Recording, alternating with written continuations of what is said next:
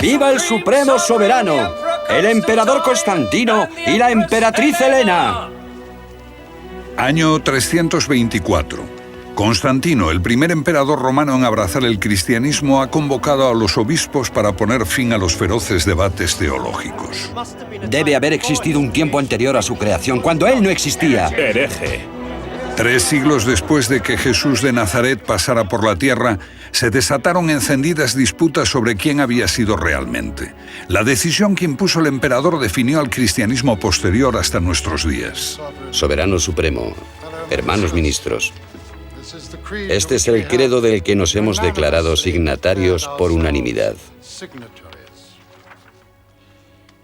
Creemos en un Dios, el Padre Todopoderoso, hacedor de todas las cosas visibles e invisibles, y en un Señor, Jesucristo, el Hijo de Dios, engendrado por el Padre, luz de luz, Dios verdadero de Dios verdadero, engendrado, no creado. Por decreto imperial, Jesús de Nazaret es declarado el único Hijo de Dios. Todas las otras opiniones quedan suprimidas. Los que discrepan son exterminados. Los manuscritos del Mar Muerto hablan de los hijos de Dios en plural. Son los perfectos, la gente que cumple escrupulosamente la ley. ¿Cómo se habría sentido el Jesús histórico de haber sabido que sería llamado el divino Hijo de Dios? Creo que se habría horrorizado por completo. Esta idea no tiene nada que ver con lo que él podría haber representado en la Palestina de la que estamos hablando. Hace 10 años, el historiador Robert Eisenman hizo que salieran a la luz los manuscritos del Mar Muerto. Descubiertos en 1945 por un pastor, estos documentos nos ofrecen una visión única sobre el mundo en que vivió Jesús.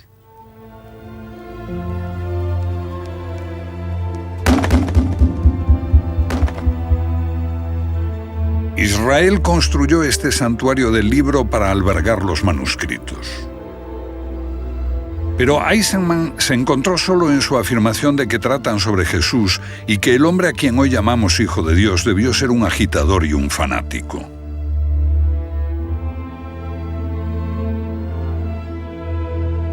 Sin embargo, pocos discutieron las palabras que pronunció al final de un documental que hice sobre los manuscritos.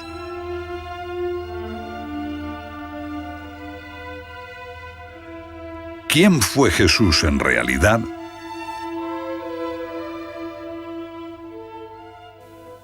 Jesús fue un judío. Nació judío y murió judío.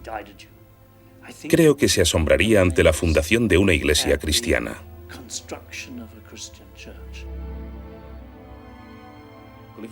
Si hoy descubriéramos estos textos sobre un tipo que nació de una virgen y que su padre era Dios, o que caminaba sobre las aguas y resucitó, diríamos, bueno, esto es claramente un mito. Pero como es la base de nuestra cultura y de nuestra educación, no lo vemos así. La mayoría de nosotros es incapaz de considerarlo un mito.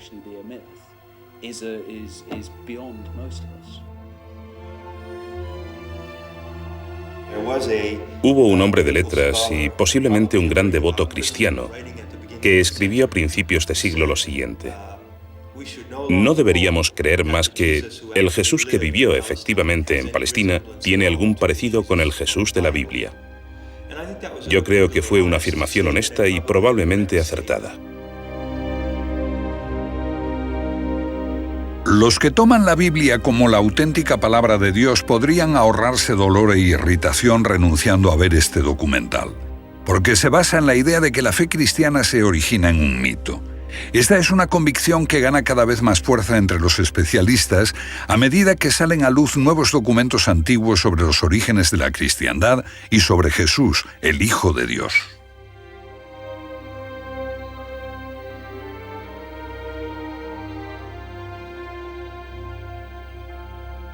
En los tiempos de Jesús hubo muchos hijos de Dios.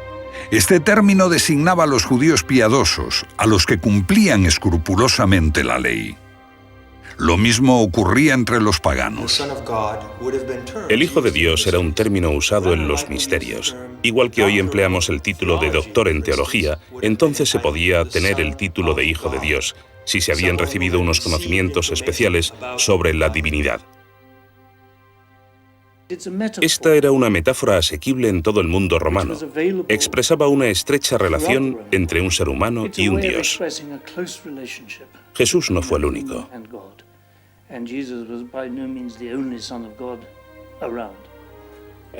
Todos los emperadores afirmaban ser el Hijo de Dios y se atribuían la capacidad de obrar prodigios. Hijo de Dios no era solo un término reservado a los piadosos y a los inteligentes, también se aplicaba a los poderosos. En el antiguo Egipto, el faraón era hijo de Osiris y por tanto un hijo de Dios. Tomemos a Alejandro Magno. Es la persona que unificó a todo el mundo mediterráneo en el imperio griego. Su madre fue una iniciada en el culto de Dionisos. Ella le inculcó la idea de que él era fruto de una inmaculada concepción, nacido de su unión con Dios. ¿Era la Virgen Madre? Seguramente. Julio César es el hijo de la diosa, con un linaje divino como todos los emperadores posteriores. De modo que la idea de ser hijo de Dios era un lugar común en el mundo antiguo. ¿Jesús se llamó a sí mismo alguna vez el Hijo de Dios? Por lo que sabemos, nunca lo hizo. En el Evangelio de Marcos, él se llamaba a sí mismo el Hijo del Hombre.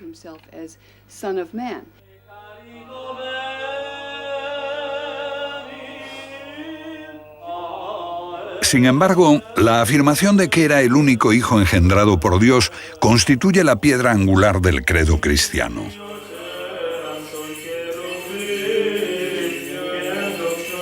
La cristiandad parece haber olvidado el pasado y se atribuye la promesa de la salvación, la vida después de la muerte. Pero realmente la resurrección llegó a la humanidad como una nueva revelación a través de Jesucristo. Sucedió lo contrario. Esa idea debe mucho a los egipcios, que estuvieron siempre muy preocupados por la vida eterna de sus cuerpos.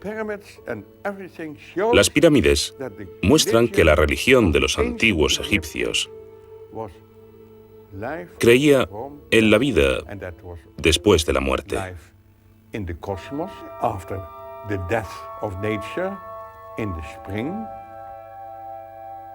Con 88 años de edad, el holandés Gilles Kespel, ex profesor de Harvard, sigue siendo considerado uno de los más eminentes expertos mundiales en el pensamiento de la cristiandad primitiva. El difunto comparece ante el tribunal. En la balanza está la pluma de Mat y en la otra parte están sus obras. El hombre está ante la puerta que conduce a la sala de la verdad absoluta. Y allí también está Osiris.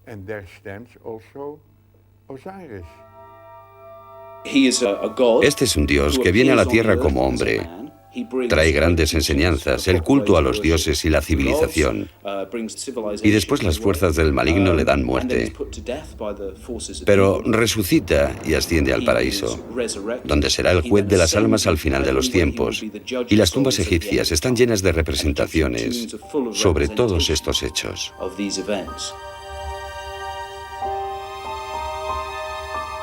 Para el antiguo Egipto, Osiris permanecía como la constelación de Orión, el buen pastor entre las estrellas, las almas en el cielo.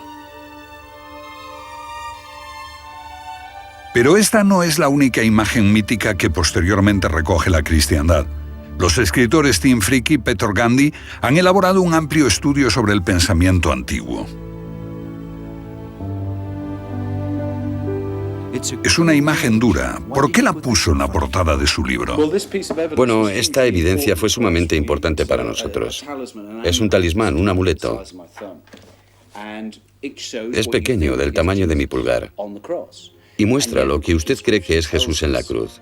Pero la inscripción griega nos dice que representa la muerte y resurrección del dios hombre Dionisos. Y el descubrimiento de que este dios hombre pagano podía haber encontrado la muerte de la misma forma en que después se dijo que Jesús murió por nosotros. Era una evidencia concluyente de que la historia de Jesús fue tomada de la mitología pagana.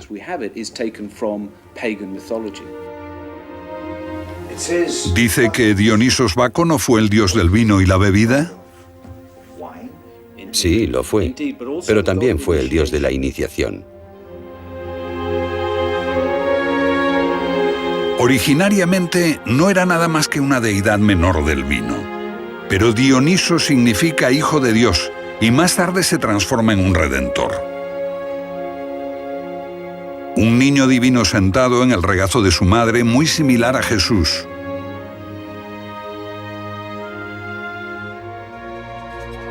Es honrado con pan y vino para conmemorar su sacrificio y muerte en una estaca tosca. Resucita y asciende al paraíso. Esta es la versión griega de Osiris. La historia tradicional dice que Pitágoras recorrió Egipto, estudió en los templos durante 20 años y llevó a Grecia esa enorme sabiduría mística egipcia que se asocia con la idea de Osiris. Pero para introducirla entre los griegos, escogió a Dionisos y lo transformó en una importante figura. La mayoría de las grandes mentes del paganismo, como Platón, Eurípides y Sófocles, eran iniciados de este culto cuyo centro no estaba tan lejos de Atenas. Miles de personas fueron iniciadas en este culto a un dios hombre que muere y resucita.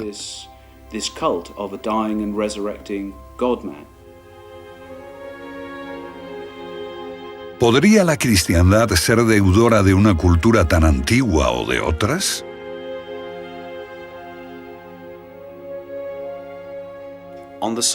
En el sitio donde se erige hoy el Vaticano, hubo antes un templo pagano.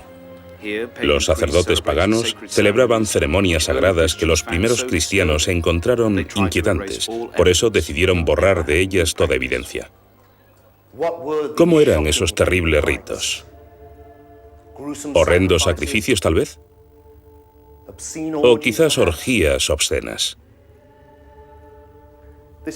Eso es lo que nos han llevado a creer, pero la verdad es más extraña.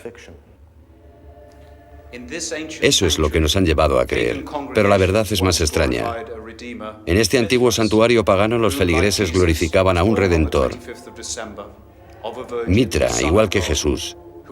Este nació un 25 de diciembre de una virgen, era el Hijo de Dios, ascendió al cielo y prometió volver al final de los tiempos para juzgar a los vivos y a los muertos. Aquí los sacerdotes paganos celebraban una simbólica comida con pan y vino en honor de su Redentor, la sangre de Cristo, que dijo a sus seguidores: aquel que no beba de mi sangre no conocerá la salvación. Igual que Osiris en Egipto, Mitra, una deidad de origen persa, permaneció en el cielo como Orión frente a Tauro. Su culto se convirtió en el principal competidor del cristianismo en el mundo antiguo. Un famoso especialista dijo que si la cristiandad no hubiera triunfado, el mundo entero habría sido mitraísta. He aquí una deidad que es un salvador íntimo y es el Hijo de Dios y de una mortal. También es el Dios encarnado, que trae sabiduría y una nueva religión que desafía la vieja autoridad, como hacen siempre los místicos. Un Dios que hace milagros, transforma el agua en vino en una boda, muere en Pascua, resucita a los 3 días y asciende al cielo. Tenemos bellas inscripciones que dicen: si compartes la sangre y el cuerpo del Dios hombre, tú también resucitarás. De modo que los motivos que asociamos con la historia de Jesús existían ya en la historia de Osiris Dionisos. ¿Cómo se explican esas similitudes los primeros escritores cristianos? Bueno, hay 2 enfoques. Los primeros literalistas cristianos lo explican como una imitación diabólica, un plagio por anticipado. Es la idea según la cual, de alguna manera, el diablo adoptó estas ideas porque sabía lo que iba a suceder y elaboró los mitos para confundir las mentes de la gente, para que cuando estos hechos ocurrieran con Jesús, nadie los creyera. Eso es lo que dicen los literalistas cristianos, pero esos cristianos no los encontramos hasta el siglo II.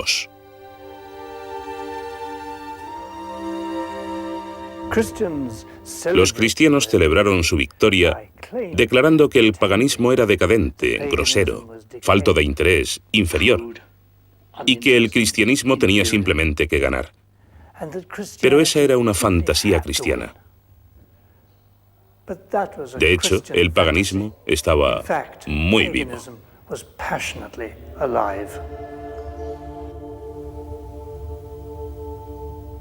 ¿Qué significa pagano? Fue acuñado por los cristianos como un término insultante. Significa habitante del campo. Esto sugiere que esa gente que había construido pirámides, que nos dejó las obras de Eurípides, Sófocles y Platón, eran gente de campo primitiva y supersticiosa. ¿Qué transformó su opinión sobre el paganismo? Creo que fue estudiar la espiritualidad pagana y descubrir una rica filosofía espiritual. Es allí donde tiene sus raíces lo mejor de lo que consideramos cultura occidental. Esa forma de espiritualidad no fue para nada la primitiva adoración de un ídolo.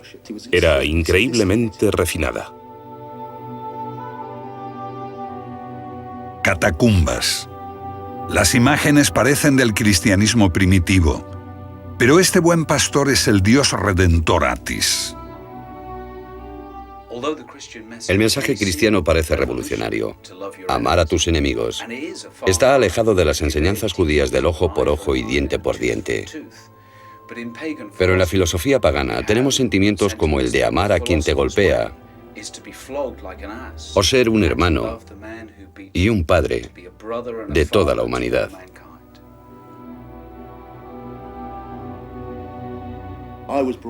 Yo fui criado, como creo que la mayoría de la gente en nuestra cultura lo ha sido, para tener al monoteísmo en un lado y el politeísmo en otro, considerando el monoteísmo como algo superior.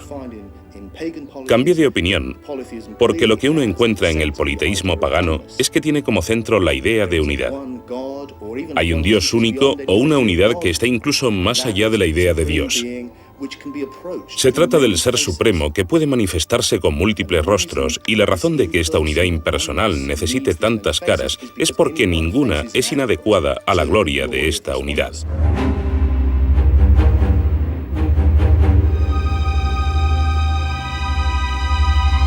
Veamos un ejemplo. India, tierra de miles de dioses y diosas. Cualquier indio puede decirle que todos ellos son simplemente distintas facetas del uno, que todo es uno, divino, ilimitado e incomprensible para el hombre.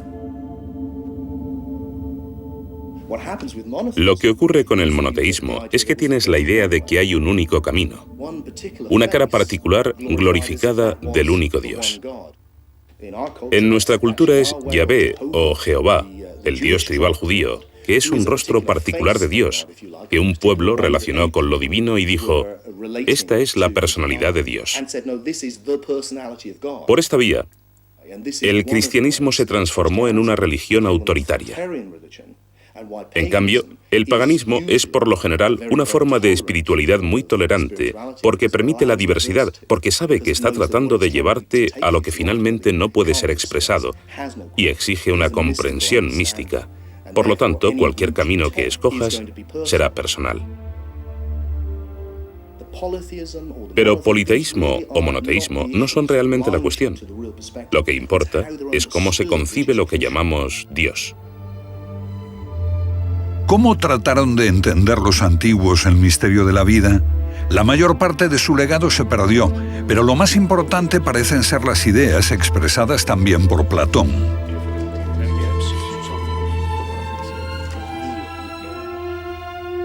El hombre, dijo Platón, es como alguien en una caverna atado, incapaz de ver algo más que lo que está delante de sus ojos, vagas sombras en la pared.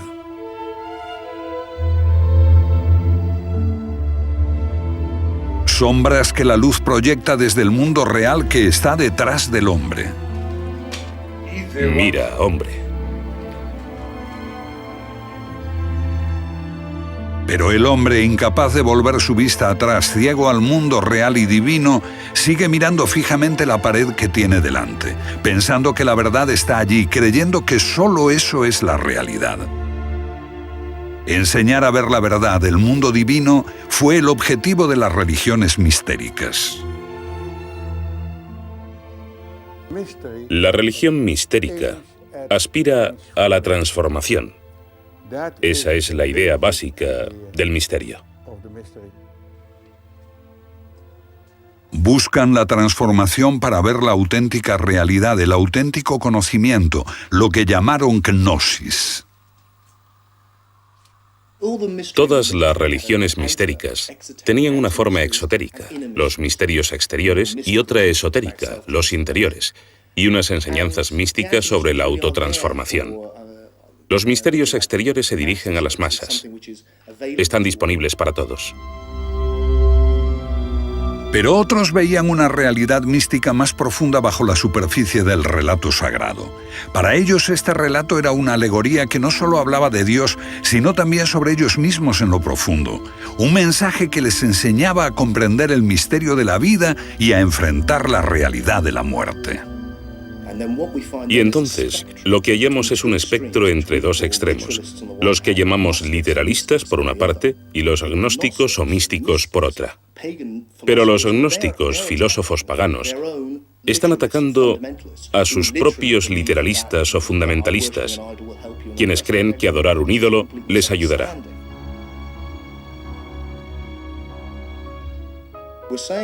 Estamos diciendo que hay una comprensión mística esencial del milagro y del misterio de la vida, y el lenguaje en que se expresa varía. Ahora bien, uno de los caminos por los que esto se expresa es mediante la alegoría. Y la clave para entender el cristianismo es el mito del Hijo de Dios. Esto nos retrotrae a los antiguos egipcios, a Osiris o a figuras como Dionisos en Grecia, Atis, Adonis y Mitra, y así sucesivamente, muchas figuras diferentes. Este mismo proceso continuó hasta el siglo I, cuando algunos judíos hicieron exactamente lo mismo y adoptaron una figura mítica, el Mesías, Joshua o Jesús, y lo transformaron a sí mismo en este Dios hombre que muere y resucita. Para sus compañeros, Jesús de Nazaret era un hombre que enseñaba verdades profundas. Eran gnósticos, místicos que concebían su vida y su muerte dentro de un entramado gnóstico. Se convirtió Jesús en su símbolo para dar un mensaje, en una verdad interior. Una figura dentro de una alegoría mediante la cual uno puede ser transformado por la iniciación y al final alcanzar la gnosis o conocimiento, ese estado místico de la iluminación.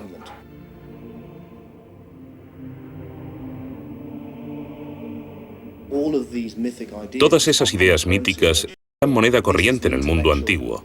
Sin embargo, para nosotros, 2000 años después, con el paganismo suprimido y el gnosticismo suprimido, con el monopolio del cristianismo y su historia, la idea de que Dios efectivamente encarnó con una forma humana y todo ese tipo de cosas parece original. Para el literalista cristiano, se trata de una flamante revelación absolutamente única. Pero al volver al mundo antiguo y situar este mito en su contexto, la perspectiva cambia radicalmente.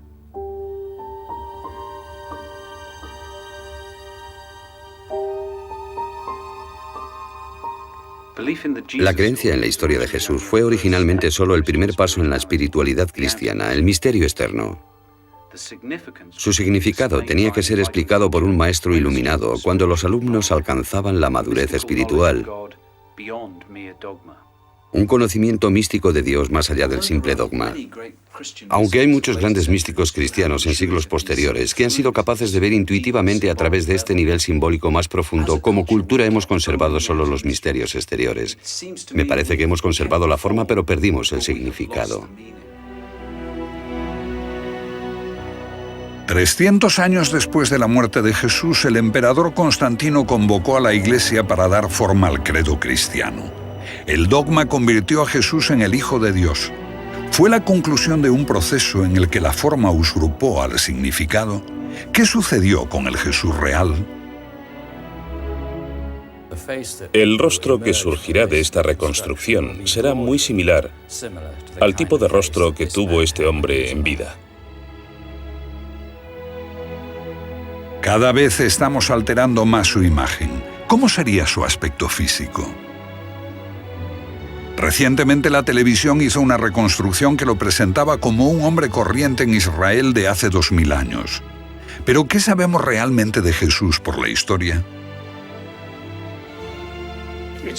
Parece bastante cierto que existió un líder sectario judío llamado Jesús, y que fue crucificado por los romanos con la participación de los judíos, del sumo sacerdote y de sus seguidores.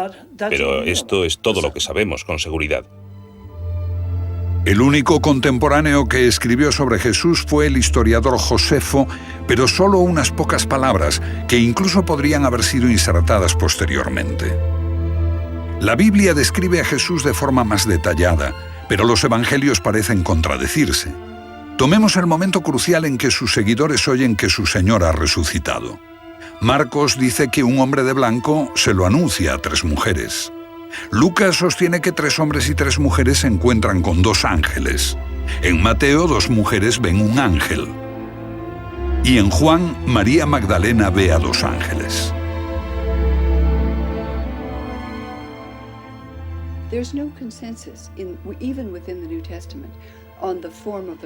No hay consenso sobre la resurrección en el Nuevo Testamento. A finales del siglo II se decía que tenías que creer no solo que Jesús estaba vivo, sino que efectivamente se produjo una resurrección física. Y ese requisito se conservó en el credo. Pero no fue parte del movimiento cristiano original.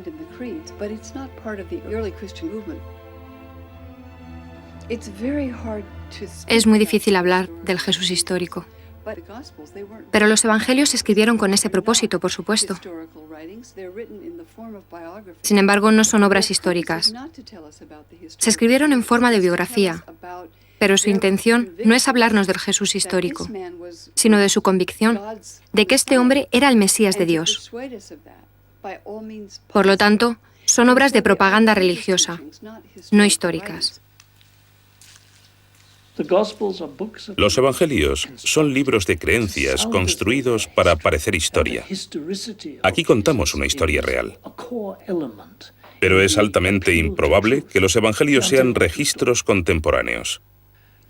Los evangelios fueron escritos por hombres educados en las ciudades del Mediterráneo oriental y en Grecia. No por los pescadores, que aparecen en los evangelios como los primeros seguidores de Jesús. Y se escribieron décadas después de Cristo, cuando el recuerdo de su vida estaba desvaneciéndose. Eran tiempos dramáticos. Los judíos se rebelaron e Israel fue destruida por Roma, que aniquiló a todos los que podían haber conocido a Jesús. Marcos, Lucas, Mateo escribieron sus evangelios casi 2 generaciones después de Jesús. El cuarto, el Evangelio de Juan, apareció casi 3 generaciones después, pero no eran los únicos evangelios. Sabemos que hubo muchos evangelios entre los seguidores de Jesús y otros escritos, cartas, epístolas, poemas, himnos, etc. Ahora miramos el cristianismo y lo vemos muy diferente. Todo, desde los baptistas, los ortodoxos rusos, los calvinistas, los católicos romanos, una gran variedad. Pero cuando nos remontamos al siglo I, la variedad era mayor. No había un canon fijo de las escrituras del Nuevo Testamento, ni un credo al que pudieran acceder los cristianos de todo el mundo, ni existía una estructura específica. Lo que me fascina es que los grupos que se llamaban cristianos entonces eran mucho más diversos entre sí de lo que lo son hoy. Jesús, sus compañeros y primeros seguidores eran judíos, cristianos judaicos. Lo que pensaban esos cristianos originarios, los más próximos a sus enseñanzas, ha sido ocultado durante siglos. Pero ahora han salido a la luz antiguos documentos que revelan sus creencias. Gilles Quispel jugó un importante papel al darlos a conocer a la ciencia. Lo que revelan es asombroso. Los cristianos judaicos silenciaron el valor de salvación del sacrificio de Cristo.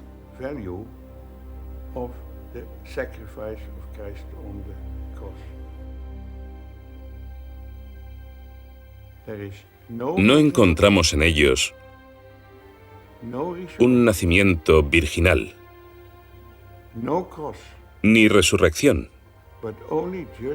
ni cruz,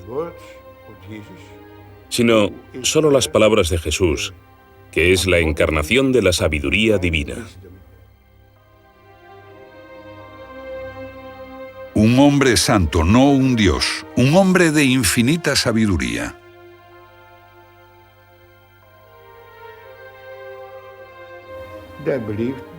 Creían que Jesús era un instructor iluminado y un iluminador. Un hombre que mostraba el camino hacia lo divino. Sus primeros seguidores parecen adherirse a una religión totalmente distinta. Los conceptos básicos de la cristiandad posterior les eran extraños. Solo mucho después vinieron los tiempos en que Jesucristo fue proclamado el Hijo unigénito de Dios y surgieron ideas y ritos que hubieran provocado asombro en Jesús y los suyos.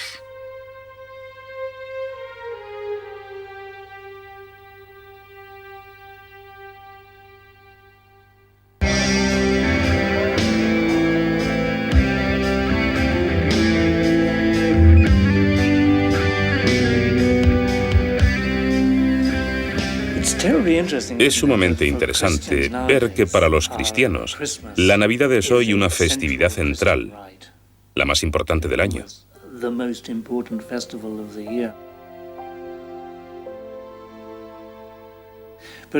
Pero no sabíamos que los primeros cristianos no celebraron la Navidad como el nacimiento de Cristo, sino hasta el siglo IV. 4 siglos después, Unos 300 años después de la muerte de Jesús, aparecen indicios de que empezó a celebrarse la Navidad. La celebración de su nacimiento, entre el 24 y 25 de diciembre, se adoptó del nacimiento de Mitra. Es la festividad del solsticio de invierno, el momento en que el sol renace.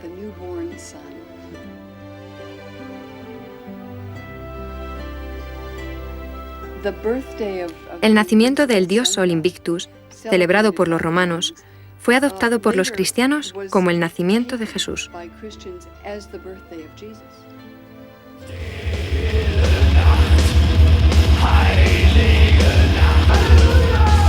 también representa un milagro. Es muy interesante que la milagrosa concepción de Jesús, la procreación virginal, sea una creencia central, particularmente para los católicos. Pero en el Evangelio de Marcos, el más antiguo, nada se dice de esto. Tampoco en el de Juan.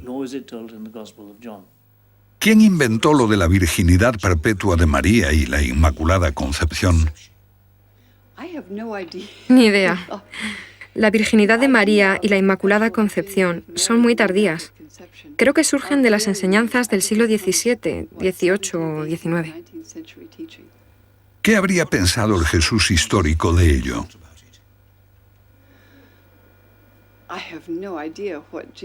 No sé lo que habría pensado de la virginidad de María. Está muy fuera de lugar en el mundo de la vida rural judía.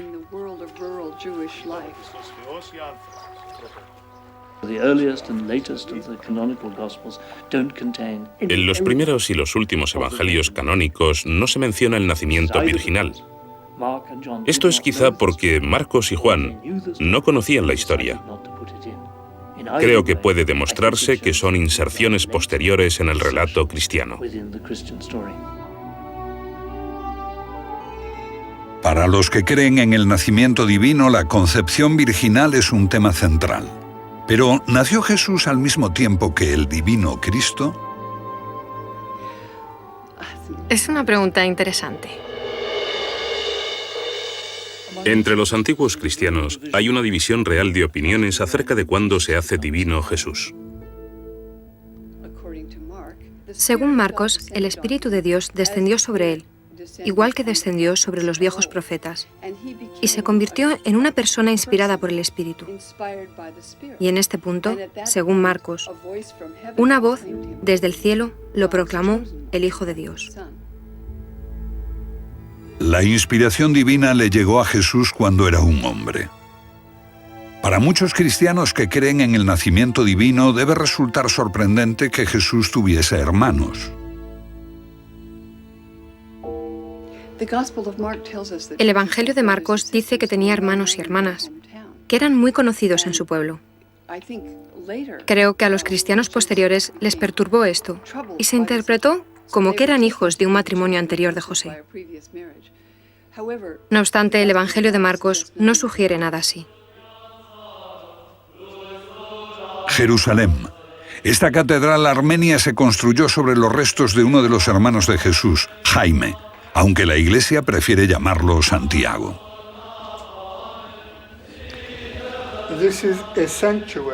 Esto es un santuario en el nombre de San Santiago, el hermano del Señor, que era primo de Jesús por parte de José, y que fue el primer obispo de Jerusalén.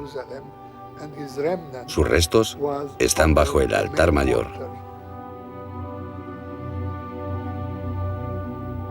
Recientemente salió a la luz este pequeño féretro de arenisca que dice: Santiago, hijo de José, hermano de Jesús. Por su hermano conocemos algo crucial de Jesús, porque Santiago fue una figura clave en la Jerusalén de la época. Santiago, el hermano de Cristo, fue el líder del movimiento de Jesús desde su muerte hasta el año 61. Existe solo un breve párrafo sobre Santiago en la obra de Josefo a finales del siglo I.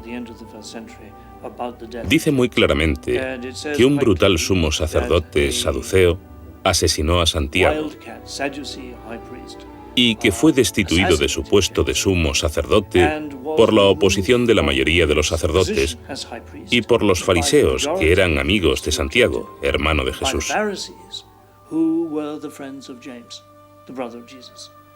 Es bastante extraordinario, porque aquí los fariseos están en el bando del movimiento de Jesús y no como los enemigos suyos. Así, durante unos 25 años, el movimiento de Jesús es un movimiento judío reconocido, compuesto por fervientes judíos que veneraban el templo. Y es la destrucción del templo en el año 70 lo que golpea el corazón del movimiento judío de Jesús. Pero hasta entonces, la mayoría de cristianos en mi libro eran judíos. Judíos que habían encontrado a su Mesías. Todos los judíos esperaban la llegada del hombre sagrado, del Mesías. Dios les ayudaría a liberar al pueblo de Israel de la opresión extranjera. Pero Jesús era un Mesías distinto. Él enseñaba que la salvación hay que buscarla dentro de uno mismo.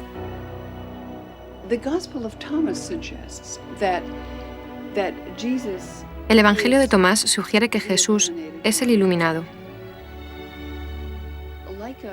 Como Buda es el iluminado, no diferente a los demás, pero uno que ha comprendido el más profundo potencial espiritual de la naturaleza humana.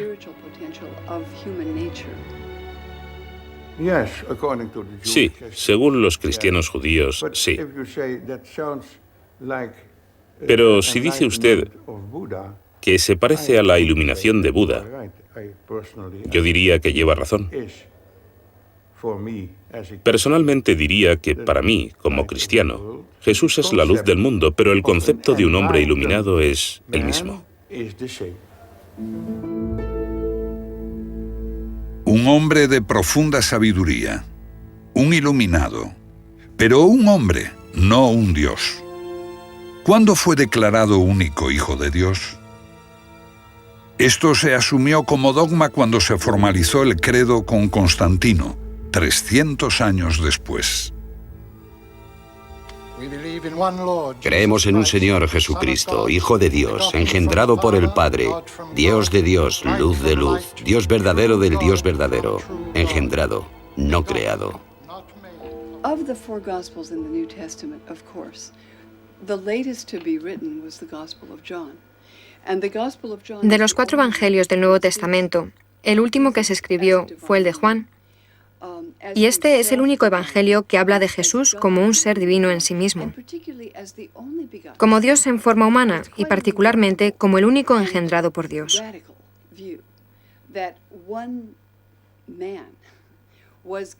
Es una visión bastante radical sostener que un hombre era Dios encarnado. Y es alarmante que ese insólito evangelio, del cual no encuentro menciones entre los cristianos ortodoxos antes del año 160, más o menos se transformase en la lente a través de la cual los cristianos leen más tarde todos los evangelios. Muchos cristianos pensarán hoy que el cristianismo dice que Jesús es el Hijo de Dios, pero eso no es lo que se encuentra en Mateo, Marcos o Lucas. En ellos se encuentra la enseñanza de que Jesús es el Mesías de Dios, el único que redime a su pueblo, el único que enseña el camino de rectitud.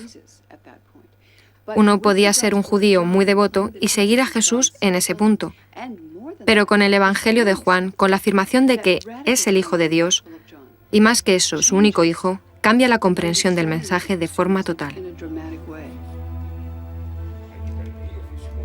Un creciente debate sobre la naturaleza de Jesús, si era un hombre o un Dios, transforma el cristianismo primitivo a medida que el movimiento crece. El énfasis se pone en el mensajero más que en el mensaje. Eso cambió al cristianismo más profundamente que el hombre considerado como el gran creador de la desunión, San Pablo.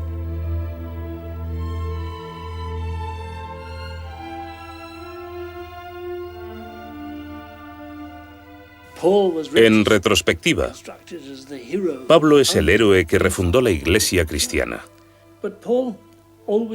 Pero Pablo siempre intentó llevar creyentes a la sinagoga. También estaba dispuesto a reclutar gentiles. La ruptura radical que supuso Pablo fue permitir a los no judíos comer con judíos y no seguir las leyes kosher. Eso fue una ruptura radical. Ser integrador. Permitir a todos creer en Jesús fue un paso fantástico. Pablo es un personaje completamente malinterpretado en la historia. En tiempos de Pablo no había una separación entre gnosticismo y literalismo, porque no había literalismo en su tiempo. Pablo vive antes de que surja la historia literal. La cristología de Pablo es única y espiritual. Su obra es anterior a los evangelios y consiste en transformar un mito en un hecho histórico. Los escritos de Pablo son, por supuesto, los más antiguos que conocemos. Y Pablo no conoció a Jesús, nunca le vio. Dice que recibió sus enseñanzas por una revelación donde un ser de luz se le apareció, y él quedó convencido de que era Jesús. ¿Pero habla de Jesús? No habla de Jesús y dice que si conociéramos al Jesús de naturaleza humana, eso no importaría. Lo que importaría es el Cristo resucitado. ¿Pablo dice que Cristo le fue revelado? En mí, no para mí. ¿Qué quiere decir? Esto es fascinante. Cuando habla de su visión de luz, no ve al Jesús que le era familiar por el relato de los evangelios, alguien que tenía una madre y un padre. Eso no es importante para Pablo. Lo que se encuentra es un ser de luz, igual que los paganos encontraban a sus dioses como seres de luz. Y cuando habla del gran secreto que le fue revelado, no es que Jesús vino, predicó e hizo milagros. Lo que dice él es: este es el gran secreto, Cristo en ti. Y cuando dice que Cristo es revelado, no le fue revelado a él, sino revelado en él. Esto es lo que hace al cristianismo de Pablo tan agnóstico y poco literal. ¿Por qué? Porque el enfoque literalista es que Jesús está fuera de ti y que Dios está fuera de ti, fuera del universo. Mientras que el enfoque agnóstico, el enfoque pagano antiguo de los misterios, es que todo es uno. En pocas palabras, todo es uno. Y así Cristo está en ti o tú estás en Cristo. Puedes decirlo como quieras, pero no puedes separarlo. Y eso es lo que hacen los literalistas de la Iglesia. La singular obra de Pablo se hace más obvia a través del sensacional descubrimiento de unos evangelios desconocidos que se ocultaron cuando la Iglesia cristiana en ascenso perseguía a sus disidentes. Los evangelios gnósticos, descubiertos hace 50 años en Nag Hammadi, Egipto. Mal entendidos, maltratados al principio, caídos en manos de traficantes, pero ahora los científicos reconocen su valor.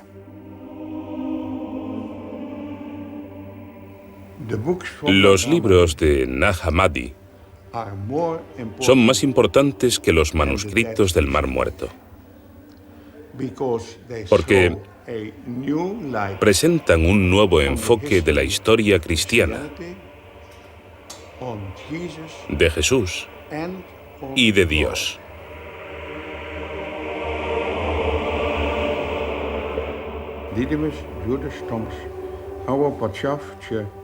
Sin lugar a dudas, el más importante lo escribió Dídimo Judas Tomás. ¿Quién fue Dídimo Tomás? Dídimo Tomás era uno de los hermanos de Jesús. Una tradición posterior de la Iglesia hace de Tomás el apóstol que no pudo creer que Jesús después de morir hubiese resucitado con un cuerpo físico. El incrédulo Tomás, del que ahora se dice que fue el más fiel discípulo de su maestro. ¿El hombre que mejor entendió a su hermano? Según el Evangelio de Tomás, sí. El documento atribuido a Tomás, aunque escrito más tarde, se cree que es anterior a los evangelios canónicos y se piensa que es un fiel reflejo del tiempo en que las enseñanzas de Jesús todavía estaban frescas y vivas. Me resulta asombroso que vivamos en un mundo dominado aún por el cristianismo y que los cristianos no mostraran interés por leer el Evangelio de Tomás y todas esas escrituras maravillosas que entonces salieron a luz. Y creo que dice algo de lo poderosa que es la Iglesia, el hecho de que aún hoy no se aceptan y siguen viéndose como heréticas y peligrosas, y por supuesto lo son, desde la perspectiva de los literalistas de la Iglesia, porque ponen en cuestión su interpretación.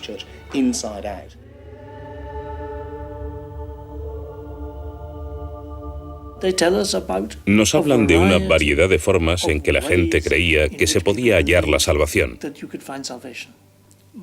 Por la contemplación, por expansión de la chispa divina que llevamos dentro de nosotros, comunicarse con Dios buscándolo dentro de uno mismo, una búsqueda individual de lo divino, sin la ayuda de sacerdotes u obispos.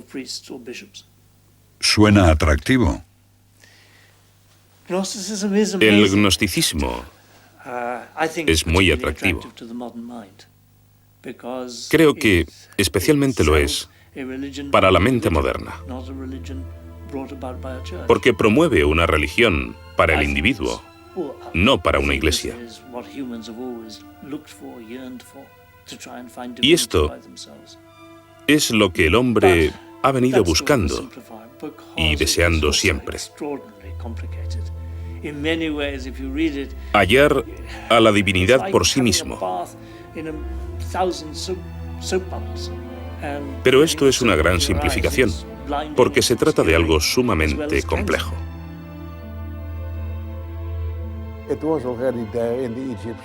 Ya en la religión egipcia se decía en el año 3000 a.C. que el hombre después de la muerte se transformaba en Osiris, se integraba en el Dios. Este era el concepto básico de todos los misterios que existieron en el mundo romano y helenístico. El misterio de Isis, Mitra, Adonis.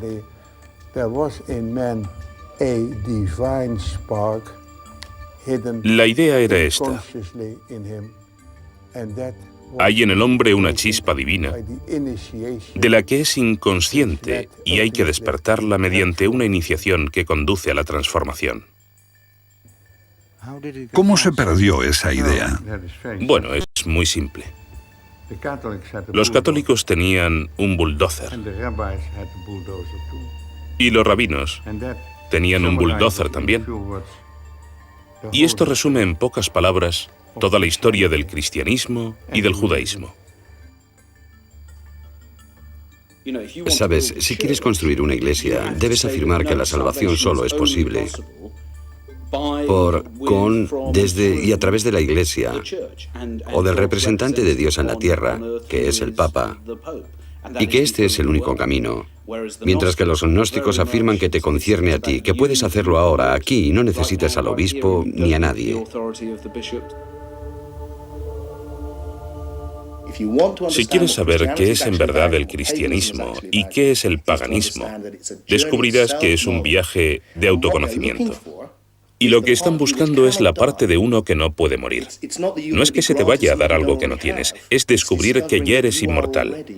Porque tu esencia no es el cuerpo. Nos confundimos a nosotros mismos con estos cuerpos individuales con todos los problemas que conllevan. Y toda la historia es que necesitamos morir para la identidad del cuerpo, que es el centro de la cuestión, y que necesitamos resucitar a nuestra auténtica identidad, que es el Hijo de Dios, el Cristo, el Osiris Dionisios. ¿En qué sentido somos todos hijos de Dios? Somos todos hijos de Dios y nos damos cuenta de nuestra auténtica identidad. Entonces, en ese sentido, el mito total, el relato de la crucifixión y la resurrección, ¿es un modelo para todos y cada uno de nosotros? Un modelo, sí, exactamente. Un modelo que consigues encarnar mediante la iniciación. Para los gnósticos, su búsqueda de la totalidad era una continuación de la búsqueda pagana. Conócete a ti mismo, decía el oráculo de Delfos. Esa fue la búsqueda de Platón, de Sócrates, y los gnósticos continuaron la búsqueda. Y era difícil. Había que pasar por la experiencia. No había forma de evitarlo. Pero una vez que has entrado en una iglesia, solo tienes que creer en Jesús e irás al cielo. Para los gnósticos, debes convertirte en el Cristo mismo, con los sufrimientos y el esfuerzo que también eso implica. Una religión del todo distinta. Quiero decir, al estudiar el gnosticismo, uno entiende por qué triunfó el cristianismo. Era algo inevitable.